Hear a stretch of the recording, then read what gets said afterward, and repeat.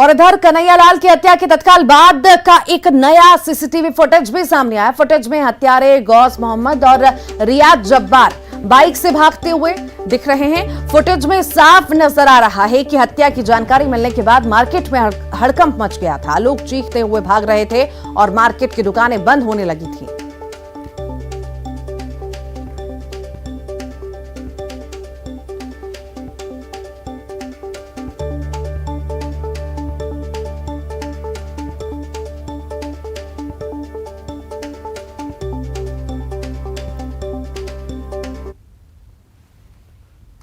उदयपुर में कन्हैयालाल हत्याकांड मामले में आरोपी मोहम्मद रियाज अत्तारी के मंसूबे कैसे आतंकी हैं, इस बात का खुलासा उसकी मोटरसाइकिल का नंबर कर रहा है।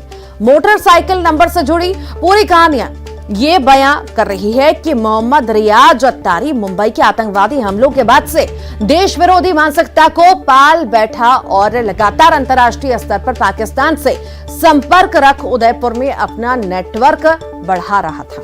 उदयपुर से मोहम्मद रियाज अत्तारी के आतंकी मंसूबों की पोल खोल जानकारी दे रहे हैं संवाददाता कपिल श्रीमाली।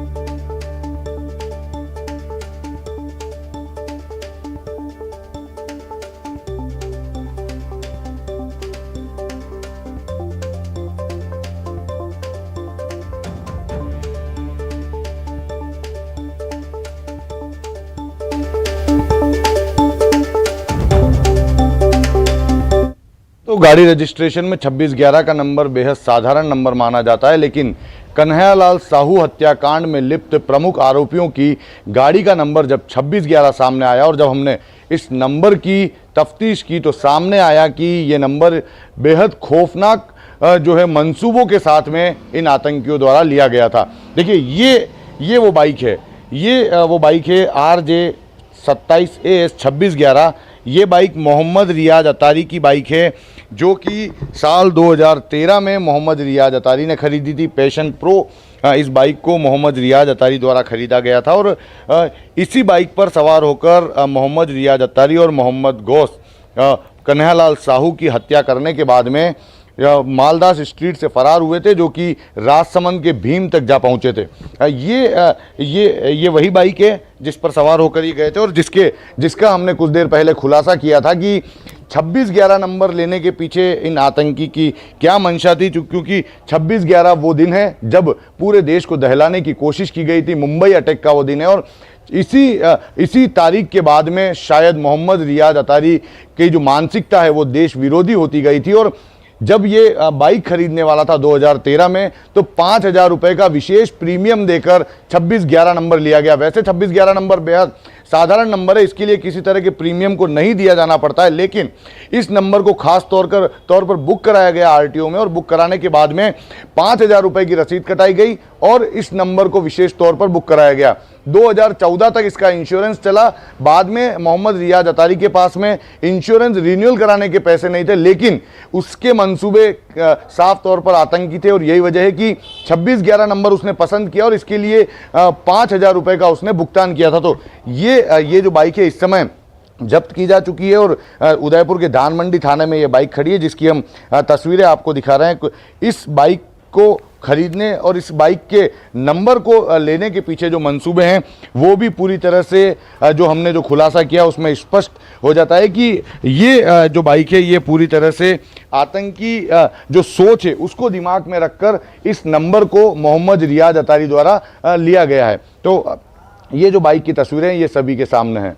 सहयोगी कमलेश दखनी के साथ कपिल श्रीमाली, न्यूज़ 18 उदयपुर। महाराष्ट्र में हुए सत्ता परिवर्तन पर देश भर में सियासी गर्माहट है और ऐसे में नगरीय निकाय चुनाव का प्रचार करने इंदौर पहुंचे केंद्रीय मंत्री ज्योतिरादित्य सिंधिया ने भी इस पर अपनी प्रतिक्रिया दी है। उन्होंने कहा कि महाराष्ट्र में एकनाथ शिंदे और देवेंद्र फडणवीस की जोड़ी नया विश्वास स्थापित करेगी। महाराष्ट्र पिछले 2-2.5 सालों में पिछड़ चुका था। अब एक प्रगति और विकास की सरकार बनी है, उसे दोबारा राष्ट्रीय पटल पर ही नहीं बल्कि विश्व पटल पर एकनाथ शिंदे और देवेंद्र फडणवीस की जोड़ी स्थापित करेगी। इसी के साथ उन्होंने कांग्रेस पर भी निशाना साधा।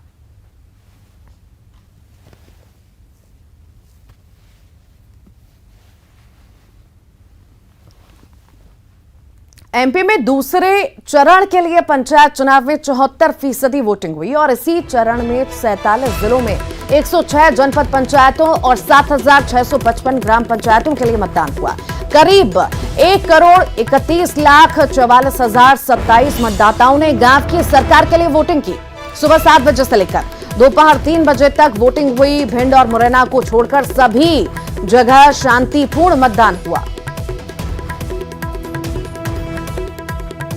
तो दूसरे चरण का रण अब खत्म हो चुका है, वोटिंग हो चुकी है, शांतिपूर्ण वोटिंग हुई। सभी जगह चाक चौबंद व्यवस्थाएं, इंतजामात किए गए थे। अलग अलग तस्वीरें आपको दिखा रहे हैं अलग अलग जगह की। प्रदेश में दूसरे चरण के पंचायत चुनाव के लिए आज मतदान हुआ और इसी चरण में 47 जिलों में 106 जनपद की 7,655 ग्राम पंचायतों में वोटिंग हुई। 1,31,44,027 वोटर गांव की सरकार के लिए वोट किया। दोपहर 3 बजे तक वोटिंग हुई, फिर काउंटिंग शुरू हुई। मतदान को लेकर सुरक्षा के पुख्ता इंतजामात किए गए थे। तो वहीं मतदान केंद्रों पर लंबी लंबी लाइनें देखी गईं। वोटिंग को लेकर मतदाताओं में उत्साह भी देखा गया।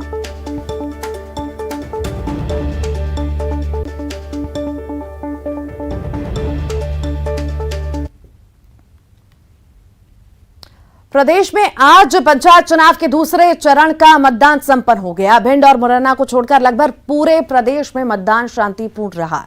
भिंड जनपद पंचायत के 2 मतदान केंद्रों पर हुए विवाद के चलते दोबारा मतदान कराया जाएगा। राज्य निर्वाचन आयोग के सचिव राकेश सिंह ने बताया कि आरोपियों के खिलाफ सख्त कार्रवाई भी की जाएगी।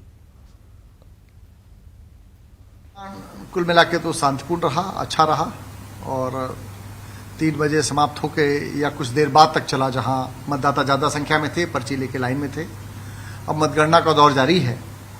2 जिलों से खबरें आई थी कि ऐसी घटनाएं हुई हैं जो पुनर्मतदान की स्थिति पैदा हो सकती थी, लेकिन मुरैना में एक व्यक्ति ने फायर किया, वहां तत्काल सुरक्षा बल पहुंचा, उनको गिरफ्तार किया, लेकिन वो मतदान केंद्र से दूर घटना हुई, इसलिए वहां मतदान तो प्रभावित नहीं हुआ है।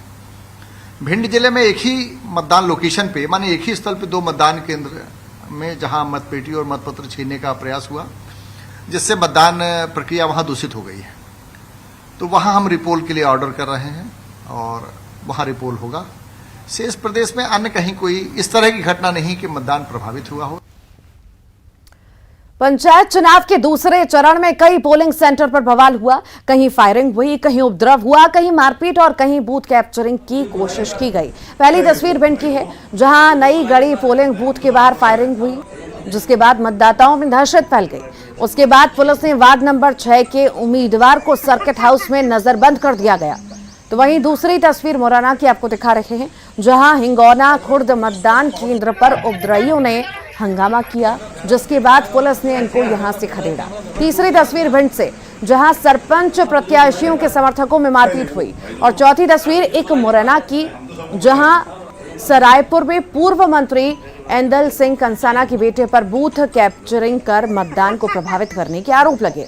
यहां हंगामा हो गया, प्रशासन की टीम पहुंची, हालात को काबू में किया।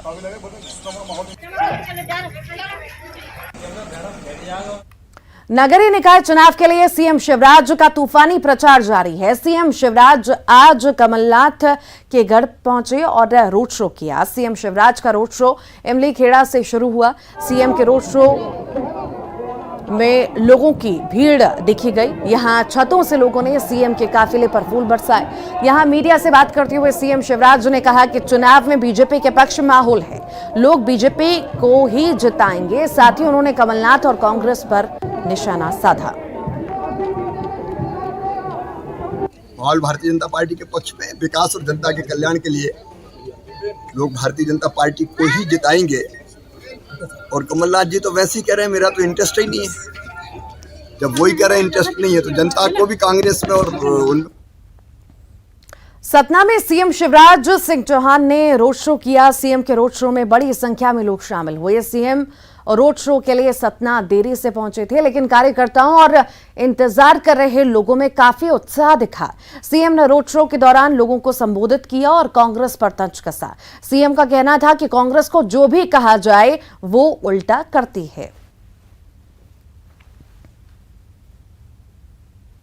महापौर और पार्षद जीते, कांग्रेसी अगर आ गए तो मैं कहूंगा आगे चलो, वो पीछे जाएंगे। मैं कहूंगा दाएं चलो, वो बाएं जाएंगे।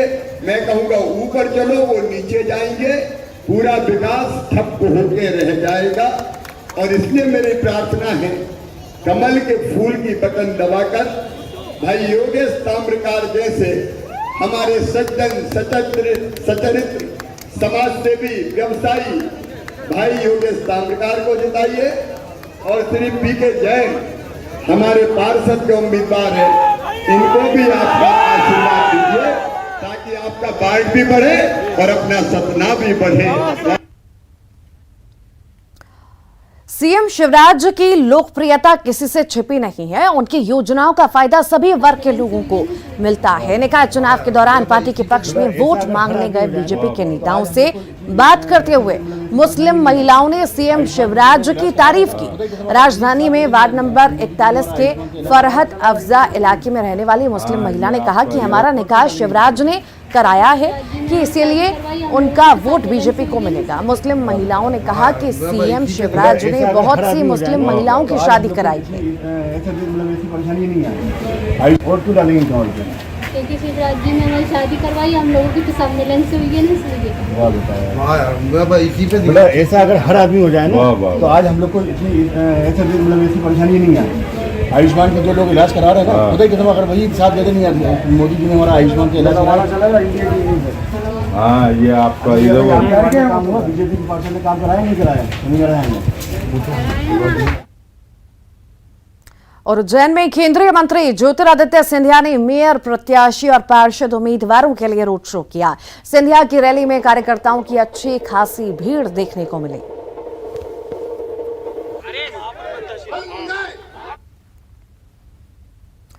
कांग्रेस के वचन पत्र के बाद अब जारी हुआ है बीजेपी का संकल्प पत्र। सीएम शिवराज ने संकल्प पत्र जारी करते हुए कहा कि संकल्प ये लिया गया है कि प्रदेश के हर शहर का नक्शा बदल दिया जाएगा। शहर रोजगार के नए स्रोत बनेंगे। शहर में बीजेपी ने प्रयोग किया और प्रदेश भर में पौधारोपण के साथ पार्टी के निकाय उम्मीदवारों ने अपने वार्ड शहर को हरा भरा बनाए रखने का संकल्प दिलाया। निकाय चुनाव के साथ बीजेपी गुजरात मॉडल को एमपी में लागू करने की तैयारी में है। देखिए रिपोर्ट। नगर और अपने महानगर के पर्यावरण को सुरक्षित रखने के लिए अपने कर्तव्य का निर्वहन करूंगा। मैं पर्यावरण के संरक्षण के प्रति समाज में जन जागरण के लिए प्रयास करूंगा।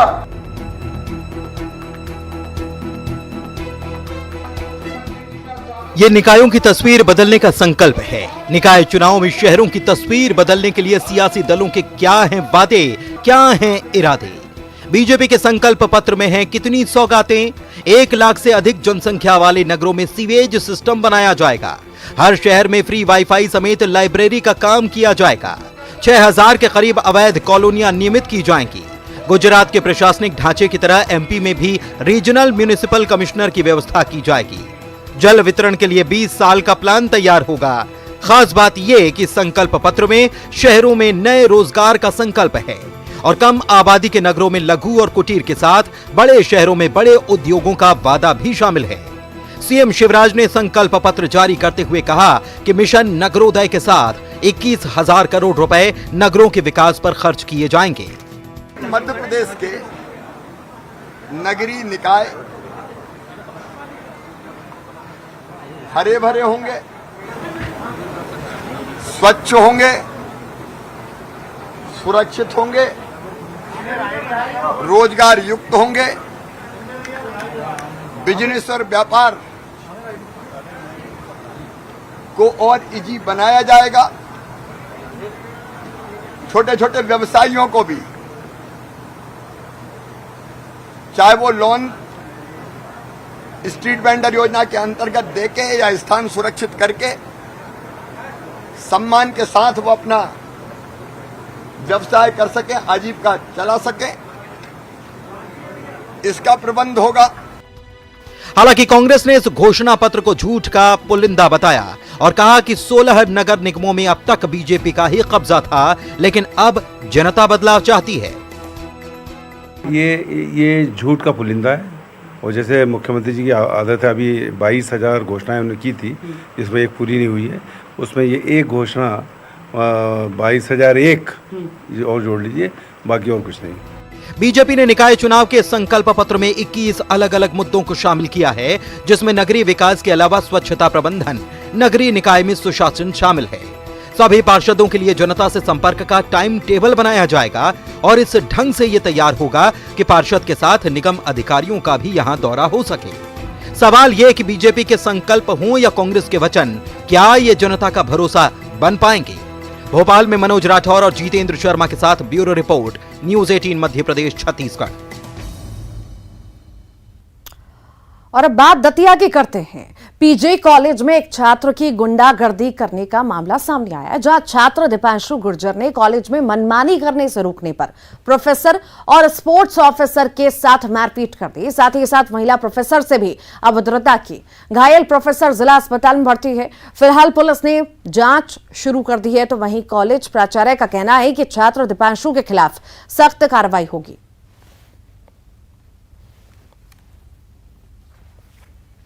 छात्र क्या है जो है सभी शिक्षकों को परेशान कर रहा है। मैं भी शामिल हूँ। मैं तो ये आज जो है फिर जो है दोबारा जो है मेरे साथ दूसरी तीसरी बार जो है इस प्रकार की बात हुई है। तो मैं जैसे ही जा रहा था फ्रेश होकर जो है तो उधर से वो आ रहा था और उसने जो है शुरू कर दिया। सर जो है वही बदतमीजी है उसके बात। मैंने प्रतिरोध किया तो बात जो और आगे बढ़ गई। उसके बाद उसने धारदार हथियार से जो भी उसके पास था, बेल्ट था या अभी भी जो है उसकी मैंने देख समझ नहीं पाया, उसने जो है ऐसा किया। अगर वाली साथी बीच में हिंदू कैलेंडर के मुताबिक आषाढ़ महीने का दूज यानी आज का दिन एक बेहद ही पवित्र दिन है। ये वो दिन है जब भगवान जगन्नाथ अपनी धाम से रथ पर सवार होकर निकलते हैं। ये 3 विशाल रथों का कारवा होता है, जिसमें भगवान जगन्नाथ अपने भाई बलभद्र जी और देवी सुभद्रा के साथ यात्रा पर निकलते हैं। पूरी दुनिया में जगन्नाथपुरी की रथ यात्रा प्रसिद्ध है, लेकिन जगन्नाथपुरी के साथ साथ कई और स्थानों पर भी इस दिन धूमधाम से रथ यात्रा निकाली जाती है। तो चलिए हम भी चलते हैं एक दिव्य यात्रा पर।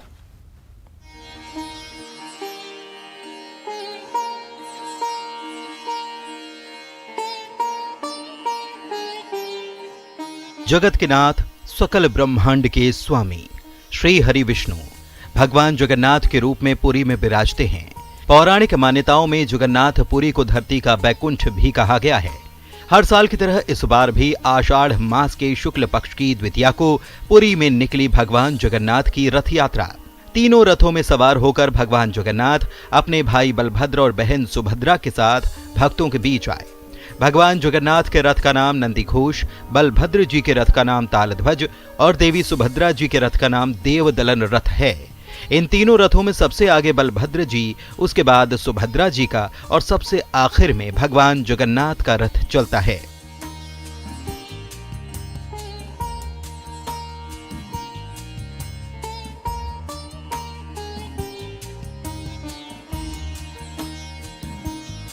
पुरी के साथ साथ भगवान जगन्नाथ के कई और मंदिरों से भी रथ यात्रा निकाली गई। जय जगन्नाथ के जयकारों के बीच राजधानी रायपुर के अलग अलग इलाकों से भगवान जगन्नाथ, बलभद्र और सुभद्रा की रथ यात्रा निकाली गई। ढोल, नगाड़ों और शंखों की मधुर ध्वनि के बीच पूजा अर्चना के साथ रथ यात्रा की शुरुआत हुई।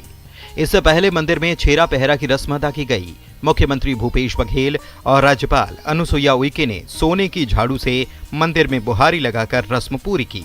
इसके बाद हजारों लोगों ने रथ को खींचा।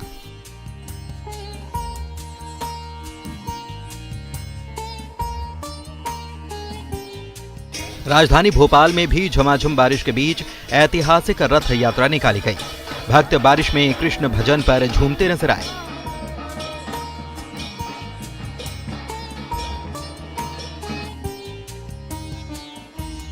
अहमदाबाद में भी भगवान जगन्नाथ की 145वीं रथ यात्रा निकाली गई। गुजरात के मुख्यमंत्री भूपेंद्र पटेल ने सुबह पहिंद विधि रस्म अदा की। इस रस्म में एक सुनहरी झाड़ू का उपयोग करके रथों का रास्ता साफ किया जाता है। इसके बाद भगवान जगन्नाथ, उनके भाई बलभद्र और बहन सुभद्रा के रथ जमालपुर क्षेत्र के 400 साल पुराने जगन्नाथ मंदिर से वार्षिक यात्रा के लिए निकले। रथ यात्रा शुरू होने से पहले केंद्रीय गृह मंत्री अमित शाह तड़के मंदिर में मंगल आरती करने पहुंचे। इस बार कोरोना प्रोटोकॉल में छूट की वजह से देश भर में भगवान जगन्नाथ की रथ यात्रा धूमधाम से निकाली गई। Bureau report, news 18।